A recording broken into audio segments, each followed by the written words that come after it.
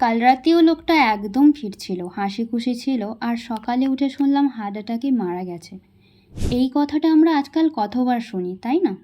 হয়তো আপনি বাইরে থেকে দেখতে একদম ফিট, জিমে যাচ্ছেন, ডায়েট করছেন, কিন্তু আপনি কি জানেন আপনার শরীরের ভেতর এমন একটা টাইম বোম টিকটিক করছে? হ্যাঁ, আপনার নিজের অজান্তেই আপনার হার্ট ব্লকেজের দিকে এগোচ্ছে। আগে আমাদের একটা ভুল ধারণা ছিল যে হার্ট অ্যাটাক শুধু বয়স্কদের বা মোটা মানুষদের হয়, কিন্তু বর্তমানের যুগে রিপোর্ট কি বলছে জানেন? আজকাল 25 থেকে 40 বছরের তরুণরাও সবচেয়ে বেশি হার্ট অ্যাটাকের শিকার হচ্ছেন। কেন? কারণ আমরা সবাই বাইরের ফিটনেস নিয়ে ভাবি, কিন্তু ভেতরে লুকিয়ে থাকা 4টি সাইলেন্ট কিলার বা নীরব ঘাতককে প্রতিদিন খাবার টেবিলে বসে একটু একটু বড় করছি। ডাক্তাররা সাধারণত এই ইনসাইডার সিক্রেটগুলো নিয়ে খুব একটা কথা বলেন না, যতক্ষণ না আপনি ইমার্জেন্সি রুমে পৌঁছান। কিন্তু আজ আমি আপনাদের সেই গোপন 4টি প্যারামিটার ডিকোড করে দেব।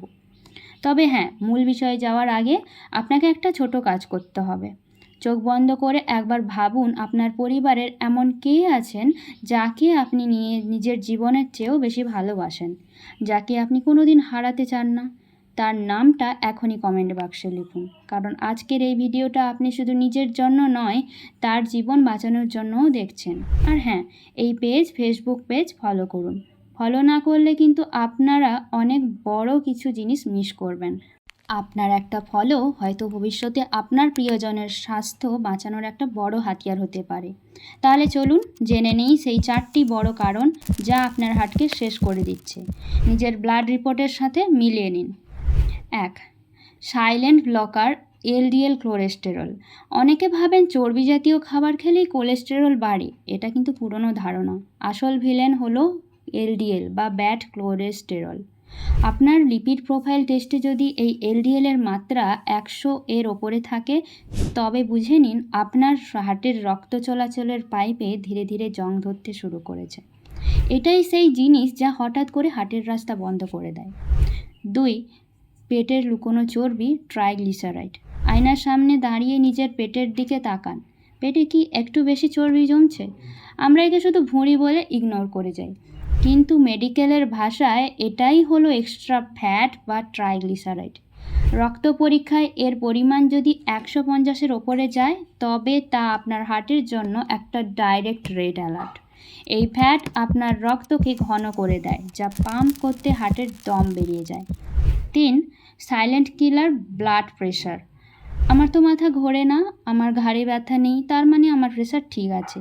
এটা সবচেয়ে বড় মিথ। ব্লাড প্রেশার কোনো ওয়ার্নিং দেয় না। আপনার বয়স যদি 50-এর নিচে হয়, তবে আপনার প্রেশার 120/80 এর নিচে থাকা বাধ্যতামূলক। আর যাদের বয়স 50-এর বেশি, তাদের কোনোভাবেই 130/80 এর বর্ডার লাইন ক্রস করা যাবে না। এর ওপরে প্রেশার থাকা মানে আপনার ব্রেন স্ট্রোক বা হার্ট অ্যাটাক হওয়াটা শুধু সময়ের অপেক্ষা। 4. মিষ্টি বিষ ব্লাড সুগার। আমি তো মিষ্টি খাই না, আমার আবার সুগার কিসের? এই ভুল ধারণার জন্যই আজ এত মানুষ বিপদে পড়ছে। খালি পেটে সুগার টেস্টে যদি রেজাল্ট 100 এর ওপরে থাকে এবং ভরা পেটে 140-এর ওপরে থাকে, তবে সাবধান। অতিরিক্ত সুগার আপনার রক্তনালীগুলোকে ভেতর থেকে ছুলে দেয়, ড্যামেজ করে, আর সেই ক্ষতস্থানেই কোলেস্টেরল গিয়ে ব্লক তৈরি করে।